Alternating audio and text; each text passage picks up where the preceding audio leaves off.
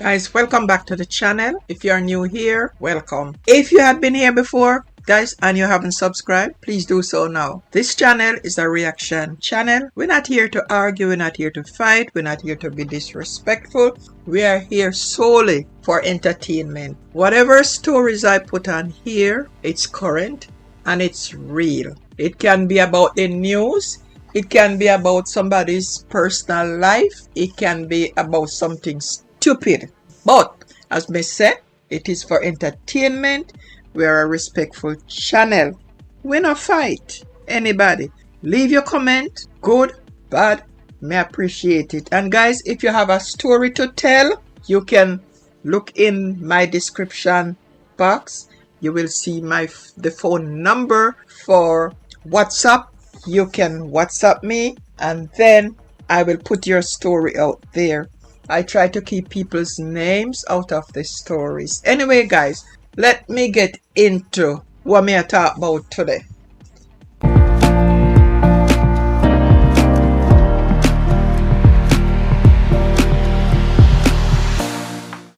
Once again, recently Kamina Johnson have to address the story about deportation and its impact on Jamaica. And because in recent news, it is said that 4,000 people are supposed to be deported, but according to Kamina Johnson, it's 2,500. Now, let's put it this way. Many law-abiding citizens in Jamaica, them really express growing concern and frustration over the increasing number of Jamaicans being deported from the United States. And we all can understand that. And these are individuals who once them leave Jamaica with the hope of building a better life, only to find themselves returning burdened by legal issues or worse, criminal convictions. And I mean, it's sad, it's heart-wrenching to know that them left for a better life and them come back with criminal convictions. Although some of them were criminals before them really left, some of them were even running off. But that's just in the minority. Now, some of these deportees, they have initially viewed America as a land of opportunity, a place where wealth and success could be achieved easily.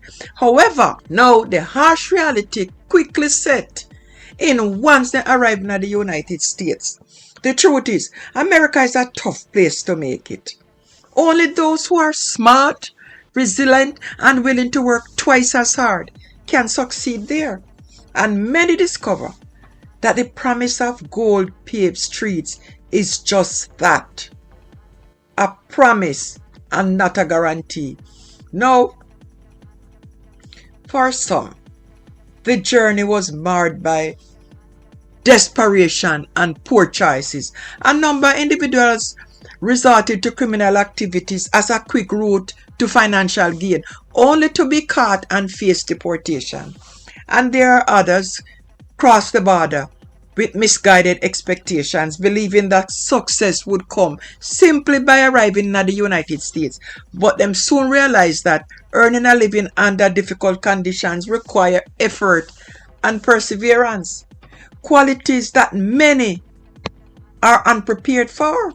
Now, among those facing deportations, there are hardworking Jamaicans who genuinely want to improve their lives but have encountered misfortune. Some have been unable to attain citizenship despite their efforts.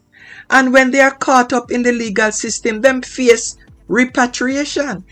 It is important to recognize their aspirations and struggles and to approach their situation with compassion, because not all of them are criminals. No. You find, say, the Foreign Affairs Minister have to address it again because of the amount of people them said that's supposed to be deported.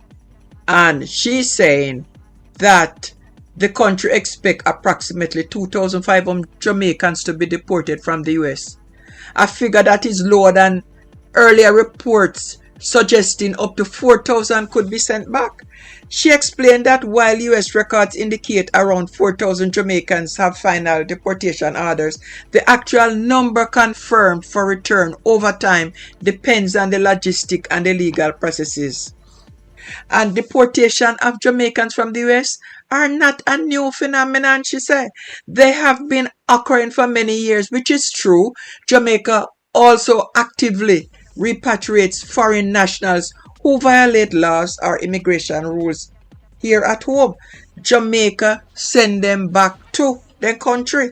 So it works both ways. The government maintains that it respects the rights of other nations to enforce their laws, just as Jamaica enforces its own.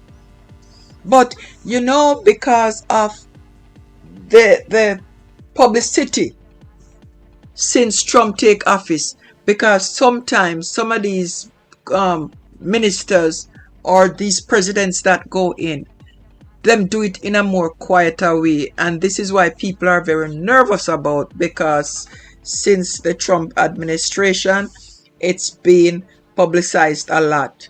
And in response to the situation, the Jamaican government has taken steps to support those who return.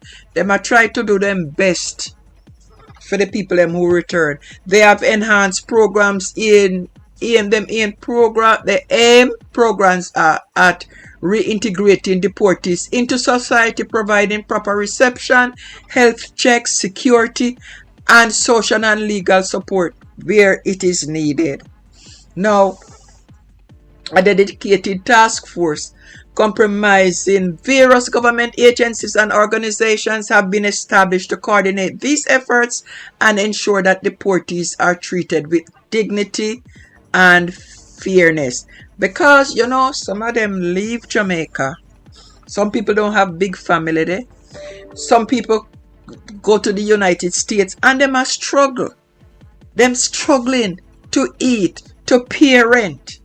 And then people back in Jamaica turn them back against them and say, listen, they go a foreign country and they don't remember me. What they don't do, they don't understand that these people are struggling to pay them rent, to pay them bills. They're not legal. So it's much harder for them. And yet still, if you had never traveled and you believe somebody's in the United States, they probably feel that those people can send money for them. So when these same people who in there illegally, struggling to pay them bills, get deported, them family members don't welcome them back because they don't understand. Them say, well, then go ahead and forget me. But it's half the time it's not the case. When people are illegal, it's a struggle for them. And this is why when they come back, and if the government can assist them, these people, not the criminal ones, the one that will go away and a struggle, it is a good thing. And secure measures are also in place to safeguard everyone involved, with monitoring and detention system designed to handle the influx of returnees' safety and efficiency. The government emphasizes its commitment to protect national security while respecting the human dignity of those returning home. This ongoing situation underscores the broader shifts in U.S. immigration policies. So, I know that Jamaicans are smart.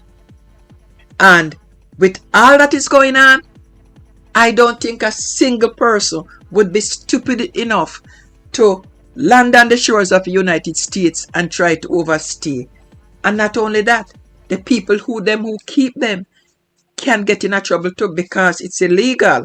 So I don't think that will happen, particularly during the Trump administration, and highlights the importance of cooperation between Jamaica, the US, and community groups. It is a complex challenge that requires compassion, strategic planning, and unity to mitigate the social impact and help those affected find a path forward, the decent ones, and even the ones that were not so decent.